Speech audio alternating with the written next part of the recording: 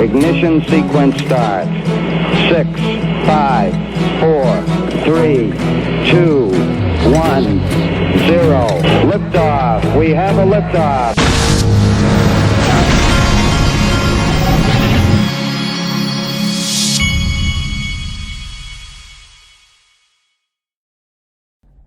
Hey everybody, this is the Digital Asset Investor. I'm going to start this one off with this going into the weekend.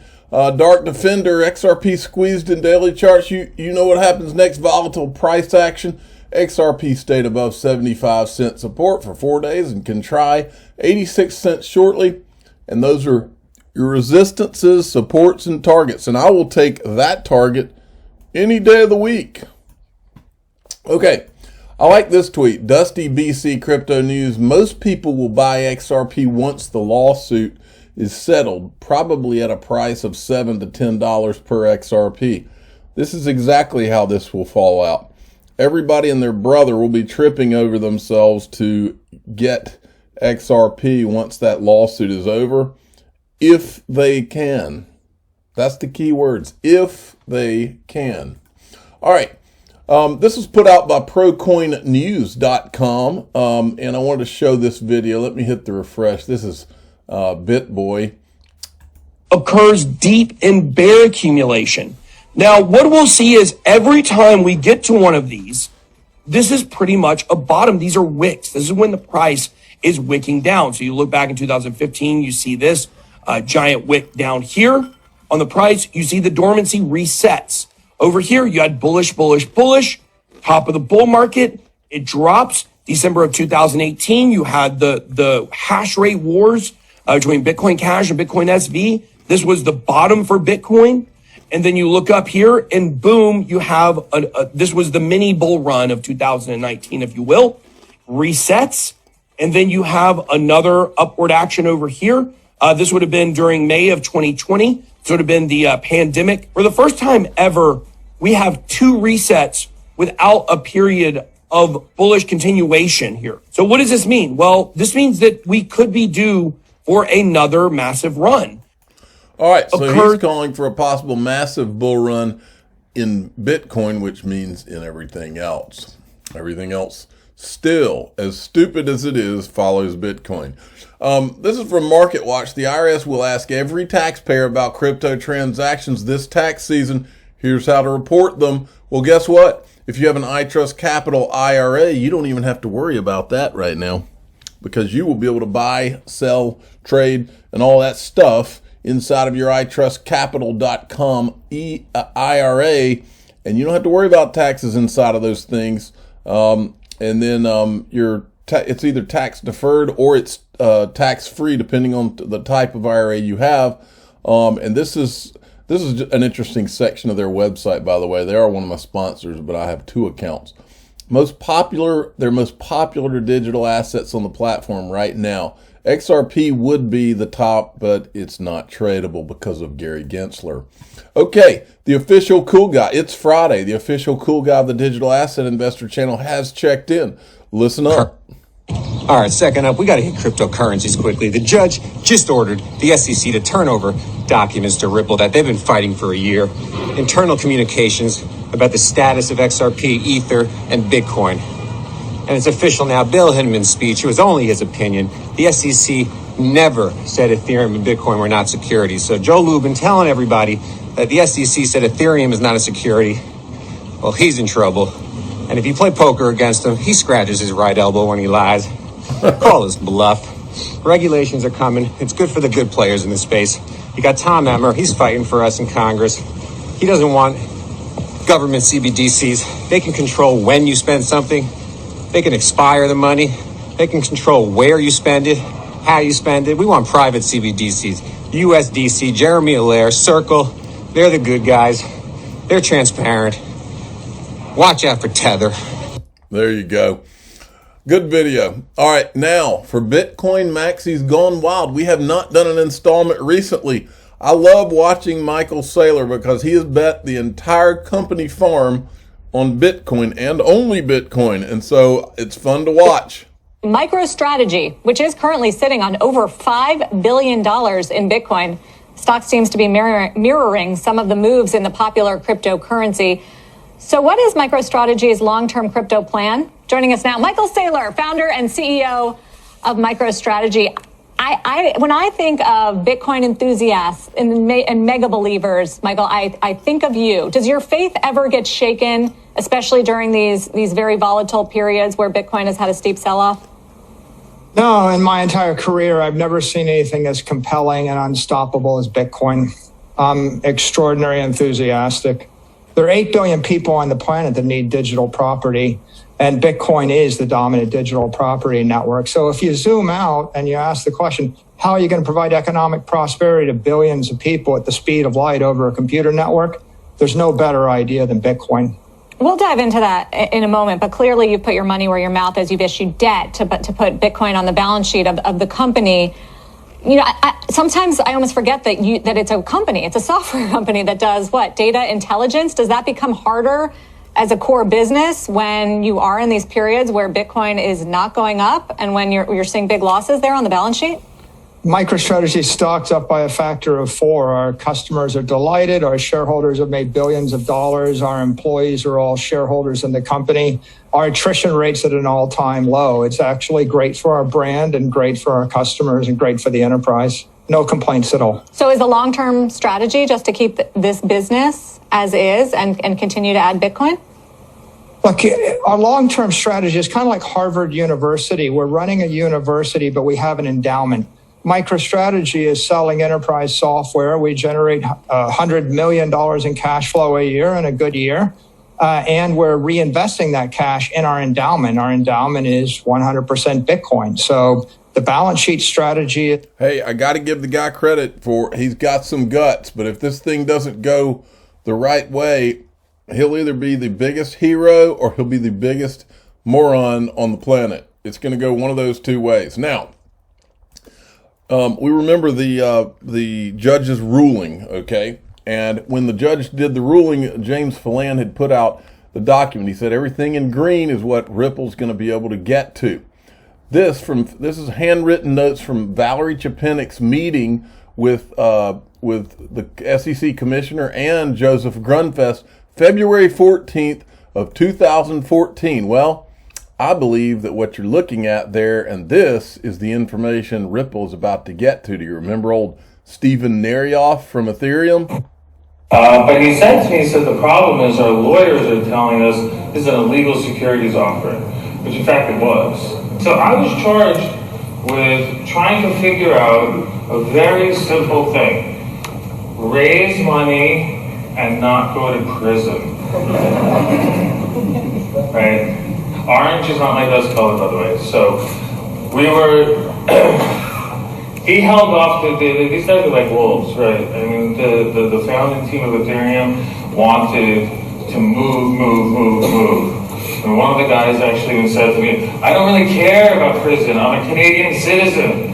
And I said, can we somehow say that this is not a security, it's not a currency, but somehow this is a good, maybe service. Head of the SEC is a gentleman by the name of Joe Grunfest. If anybody's familiar with the SEC, he's probably the most prolific chairman of the SEC of the last 75 years. And sheepishly the next morning said, I said, after our third drink last night, we came up with this concept, and I said we, because I didn't want to say me. And I said, can we say this is a good because it actually forms some kind of function if you have to send it and you have to use this gas to send it. And I said, I'm sure it doesn't work, right? Okay, that's fine. And I got a pause for about 10 seconds, ready to say that was the stupidest idea I've ever heard. And his response was, that's brilliant. And said, I think that could actually work. Spoke to some folks at the SEC. They loved the idea. They thought that actually made a lot of sense. And that's the genesis of what's called today. Has everybody heard of what a utility coin is? So he talked to Joseph Grunfest, then Joseph Grunfest talked to the SEC. The question is this the conversation that we're about to find out about, where Joseph Grunfest had that but he discussion, said to me, he said, which would mean that Valerie Chapinick was involved in the discussions to let Ethereum do the pre-sale even before they did it. All right. Then there's this. Remember the DAO? That's also Ethereum. Okay. Is Ripple getting the DAO info? And if you remember, here, this is the other thing that they're getting. This is handwritten notes from Valerie Chapinick with a digital asset advocacy group. Both of these are, one's June 20th, one's June 29th, 2017. Well, look what happened the very next month. July 25th, 2017 is when the SEC issued the investigative report concluding DAO tokens, a digital asset, were securities. But as always happens with anything tied to Ethereum, yeah, security, but we're not going to enforce securities laws against anything related to Ethereum. This was in the report. The SEC's report of investigation found that tokens offered and sold by a virtual organization known as the DAO were securities and therefore subject to federal securities laws. The agency has decided not to bring charges in this instance. And then I retweeted this again and I said, you ever notice that anytime securities laws get near Ethereum, they decide not to bring charges? The DAO, the Hinman Ethereum free pass speech, in both cases, it's acknowledged that they are securities or were securities, and then they put aside that and didn't do anything. Okay? That is what you call picking winners and losers. And then there was this. Here's another thing that Ripple's about to get their hands on. The December 13th, 2017 handwritten notes, Valerie Chapinick meeting with Consensus. Well, I have an idea what she may have been meeting with them. This is December 13th. Well, look what was formed just the month before, announcing the Brooklyn project for token launches, November 30th, 2017. This brings us back to Charles Gasparino's report. Now, this report was on, I believe, May 10th of 2018. But these were the meetings that I believe, this meeting was what went on leading up to Andrew Keys telling Charles Gasparino that this was supposed to be SEC sanctioned. Listen to this again. It's somewhat dispersed. What we can tell you now, because I've been spending a lot of time talking to major players in the cryptocurrency, in the blockchain industry, is that they are starting to come together with a consensus, trying to build together an organizational roots where they can deal with the growing regulation, which is coming from the SEC mainly, where they consider anything that's traded inside a blockchain to be a currency under their oversight. So what we do know, and like I said, been doing a lot of reporting about this, blockchain and cryptocurrency industry is looking to establish a self-regulatory organization along the lines of like NASDAQ and the NYSE. To give it legitimacy. Give it legitimacy and to give it set of parameters and best practices, and also to deal with the regulators, the top regulators, the SEC.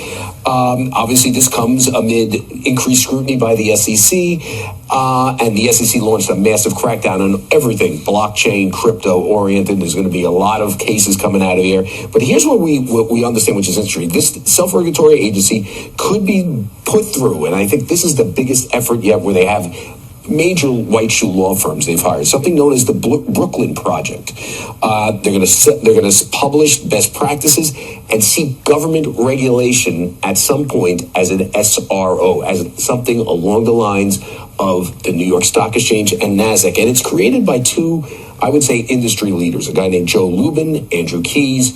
They're part of something known as Ethereum and Consensus. These are big cryptocurrency blockchain companies. Mm-hmm. They are working on this through this thing known as the Brooklyn Project. They have a lot of sources and friends on Wall Street.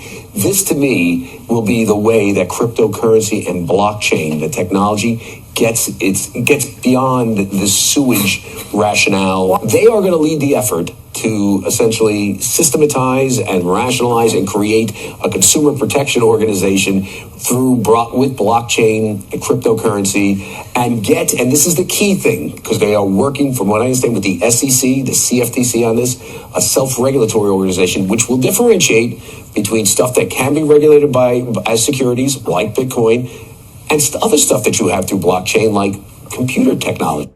Now, what's important to note from that is that's May 10th, 2018. From that day until today, all those people that got together, the only thing that came out of any of those meetings and any of that, as far as any kind of clarity, was only for Bitcoin and Ethereum. And I think it was intentional. I think a lot of people that were working on it didn't realize that that's what was being worked on, but I think a lot of them did.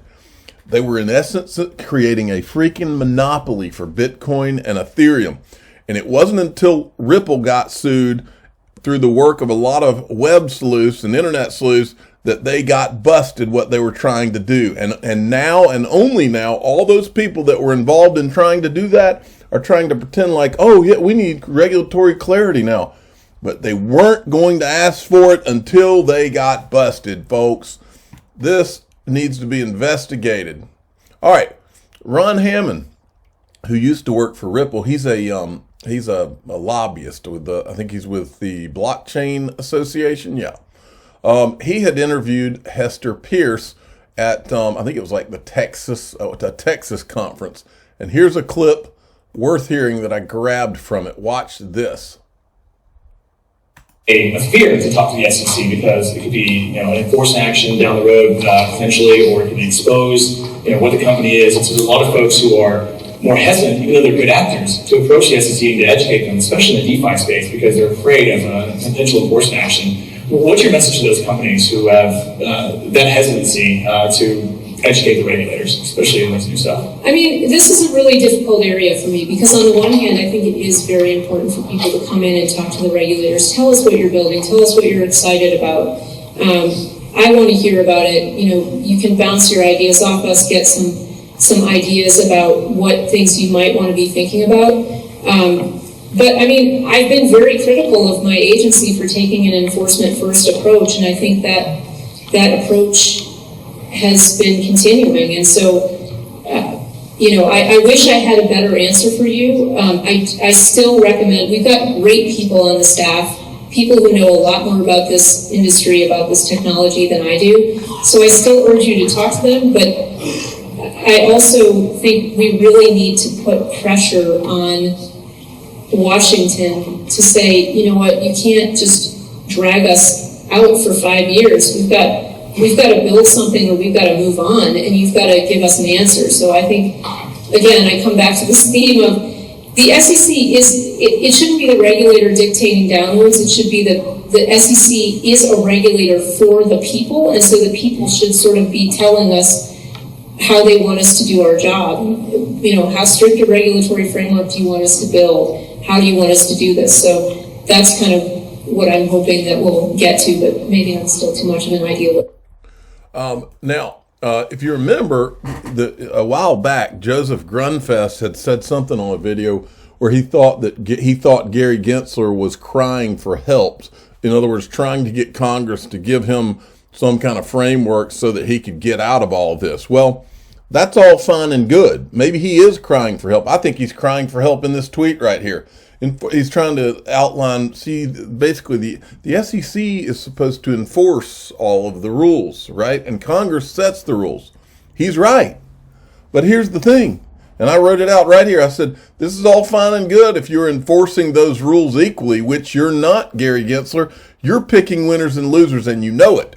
In other words, while he's continuing to let the lawsuit go against Ripple, Ethereum is getting off scot-free. They've got a literal Ethereum 2.0 security issuance in progress. They're running lending products which Gary Gensler himself has said are securities, but don't take my word for it. Let's watch Gary in his own words. Listen up. Now, as it relates to lending products for a long time have been part of the securities law. The fascinating stuff is this permissionless ecosystem that's developing largely on Ethereum.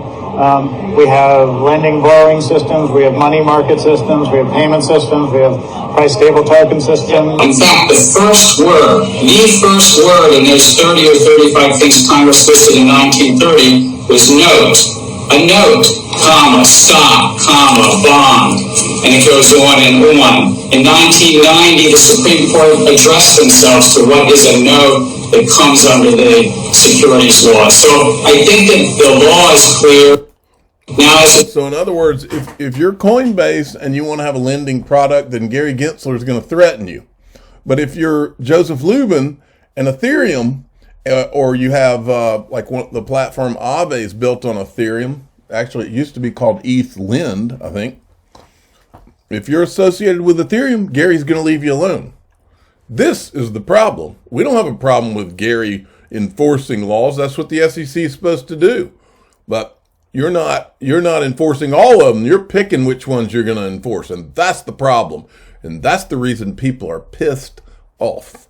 Now, I like this. Mark Cuban says 80% of his investments that aren't on Shark Tank are crypto related. That's pretty telling, I believe. I'm the digital asset investor. I'm not an investment advisor. This is for entertainment purposes only. Please subscribe, hit the like button, and tell your friends and family. Have a good week.